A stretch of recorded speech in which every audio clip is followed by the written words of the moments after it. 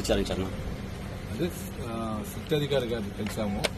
కలిసి మా రిప్రజెంటేషన్స్ ఏమేమి మా డౌట్స్ ఏమేమి జరిగిన ఇన్సిడెంట్ ముందు జరిగింది, తర్వాత ఏమేమి జరిగింది అన్ని కూడా లెటర్ రూపాన్ని మేము కంప్లైంట్ చేయడం జరిగింది. ఆయన కూడా ఎక్కడ ఏం జరిగింది కూడా అడిగాము సార్. దానిపైన కూడా చెప్పాము. మా దగ్గర ఉన్న ఎవిడెన్సెస్, మా దగ్గర ఉన్న సంబంధించిన ఇవన్నీ కూడా మొత్తం ఒక లెటర్ రూపాన సార్ గారికి కూడా ఇవ్వడం జరిగింది.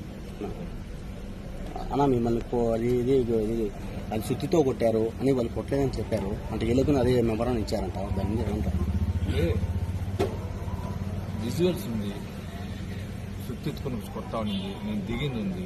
సుత్తితో కొట్టకపోతే ఇప్పుడు డాక్టర్స్ ఉన్నారు, ఇక్కడ ఎడ్జ్లో తగిలింది, ఇక్కడ రాసుకోండి, ఇదంతా పడింది. తగలేదంటే ముద్దాయిలు ఏం చెప్పినా తప్పే చెప్తారు. దానిపైన నేను ఎక్కువ మాట్లాడదలుచుకున్నా. న్యాయ వ్యవస్థ ఉంది, పోలీసు అధికారులు ఉన్నారు, దానిపైన ఒక దర్యాప్తు బృందం వేశారు. వాళ్ళే చూస్తారు, వాళ్ళే కాపాడతారని ఒక నమ్మకం నాకు. అని ఎలా సహకరించారు సిట్? అంటే అన్నిటిగా నేను ఆయన సార్ గారు అడిగిన దానికి అన్నిటిని వివరించా. ప్లస్ మా దగ్గర ఉన్న సాక్ష్యాలు, జరిగింది ఏమైంది మొత్తం ఇచ్చాం. ప్రతి ఒక్కదానికి ఎవిడెన్స్ ఇచ్చాం. మేము అడిగింది ఒకటే, వీళ్ళ వెనకాలన్న మూల పురుషులు ఎవరు దాన్ని పరిశీలించండి. ఆ మూల పురుషులు పరిశీలిస్తే మొత్తం అన్ని బయటిస్తాం. అన్న కొన్ని గ్రామాలకు వెళ్ళారు, అక్కడ ఏమి విచారించారని చెప్పారు. కొన్ని గ్రామాలకు వెళ్ళారు ఈరోజు. జరగలేదు డిస్కషన్ మా గురించి అడిగారు, నేను చెప్పాను. దీనికి ఎవరు బ్యాక్ ఉన్నారు దానిపైన విచారించండి అని చెప్పి రిక్వెస్ట్ చేశాను.